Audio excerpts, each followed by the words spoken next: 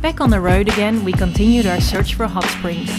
And we were lucky, we found one called Kerosene Creek, a beautiful place in the forest, obviously named after its smell. We also found lots of other geothermal activity, like mud pools. Those were something we'd never seen before. They looked amazing, just bubbling away, sometimes quietly and sometimes with big loud blobs. There was a strong smell of sulfur in the air. When we drove on towards Rotorua, we passed a lake which looked so beautiful and serene. Right above the water, hundreds of swallows were playing around. It was mesmerizing. We could tell we had arrived in Rotorua by the strong smell of rotten eggs. Sulfur again. Rotorua is a town that is famous for its geothermal activity. Here we explored the strangest park we had ever been to. A park with lots of small hot pools, way too hot to swim in. There was so much steam that sometimes we couldn't even see anything. After leaving Rotorua, we made a dash to the Coromandel peninsula. We arrived at dark and got up before sunrise the next morning, because we were at Hot Water Beach. Hot Water Beach is a beach with hot springs underneath the sand. When you are there 2 hours either side of low tide, you can dig a hole which will fill up with the hot water from underneath, thus creating your very own hot pool. The reason we had to get up so early was because low tide was at 8:30 in the morning.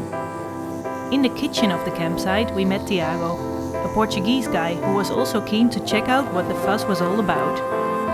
So we set off all together with a spade to dig in the sand.